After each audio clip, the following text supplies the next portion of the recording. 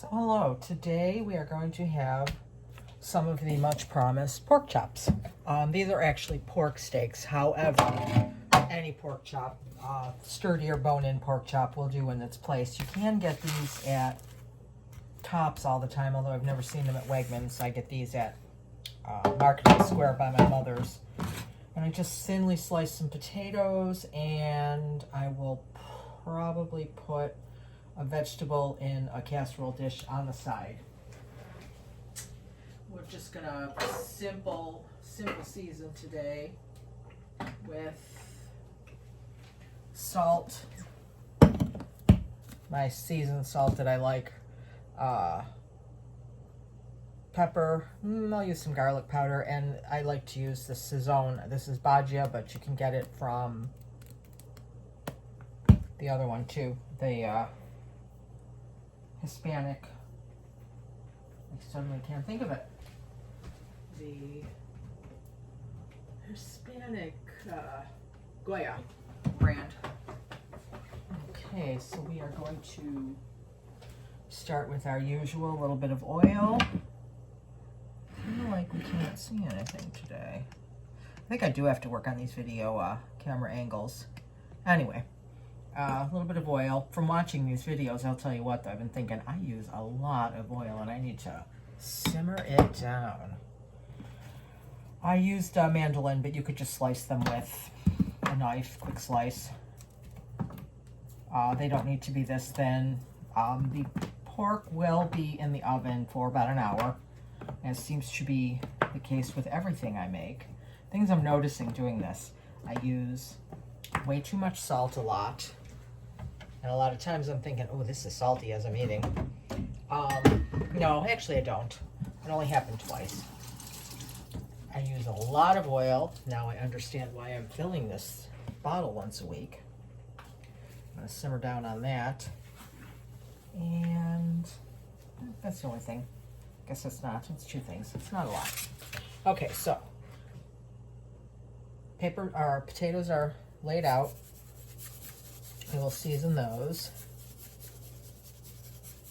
And no, it's not going to be too much salt. This is a little hard to do too much. I mean, I'm sure you could, but since it's mostly spices, seasonings, and salt is... oh, it's first on the list, so... I like it, though. I like the taste. Just think it's delicious. Delicious. Alright, so for the potatoes, just salt and pepper. The Sazón is going to be for the pork, as is the garlic powder. And I do not feel like getting my hands dirty today again, so I'll use this to flip and to zhuzh up the spices on the potatoes. I already have the oven preheating to 350. We don't have to go too high today with this one. Also, I bought actual regular pork chops. Not that these are a lot different, but their pork chops are on sale at Tops this week, so I bought some, and I'm going to try. I haven't decided if I'm going to lay them flat, tray style, like I showed the video I did, to freeze them, or if I'm just going to freeze them in a clump, which, much like this one, you know, pork chops usually come laid out staggered. Freeze them like that, or freeze them separate, and I'm going to try to cook them from frozen to see what we get. Because that is something that you had mentioned, and that's the case. Sometimes you forget to bring something out, and you come home from work, and it's nighttime, and you're like, all right, I guess Stouffer's it is, but this way, we'll see. I think that it should be just fine. I'm going to try the same thing with chicken thighs, too, because those I froze separate, so... Oh, this is open. Let's put that in the freezer. I guess I am getting my hands dirty. So you see they're just big. This is pork butt, is what is used for like pulled pork and things like that. These are just sliced thin of that. But again, I don't know that I've ever seen them in Wegmans. Not saying they're not there. I'm gonna have to check now.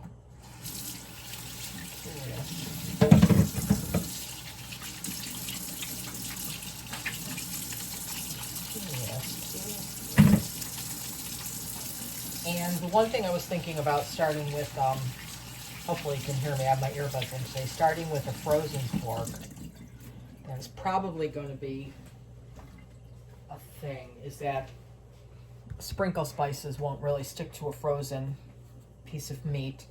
And if it's defrosting in the oven, it won't, I don't know if it'll adhere properly. I think that what we're going to do to combat that is, instead of using powdered sprinkles, I'll get some saucy flavoring. So we'll start with the salt, whoopsie, pepper. But then, I guess the best way also to figure out, I don't know for certain about it, adhering to frozen meat, is to just try. Nah, I think we'll just go with because I think I am making that more of an educated guess, or maybe an experience that I don't quite recall, light on the garlic, because this is full of flavor. Actually, I think I will probably just do the garlic on the one side. And then the Saison. And since I don't feel like washing my hands again,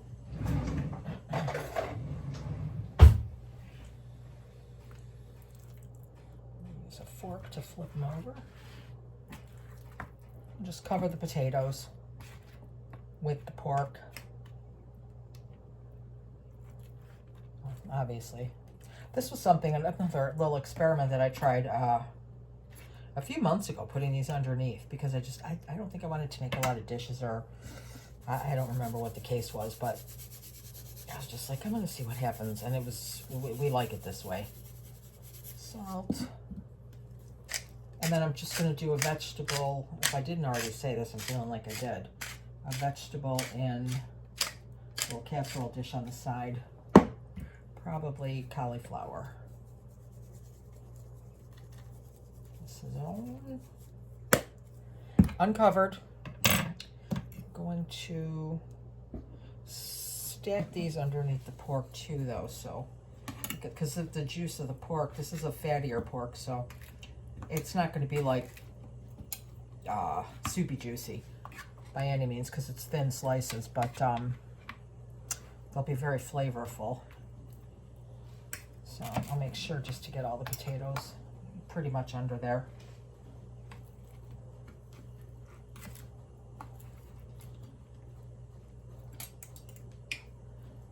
And my fancy utensils. I'll put this in. I still have it from the last meal I did with one rack very high and the other rack very low. So we'll put that one up higher. And yeah, we're just going to have green beans. Not 100% certain why, but I bought just the regular old cut green beans, so I guess I still like them. It'll be alright. It'll be alright. My handy dandy casserole dish from the garage sale.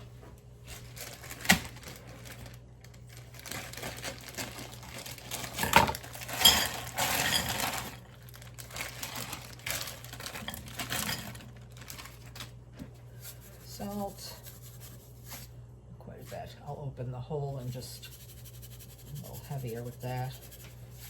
And on that note, this is pepper, not from a can. I do use that though. I ground this in my spice mill.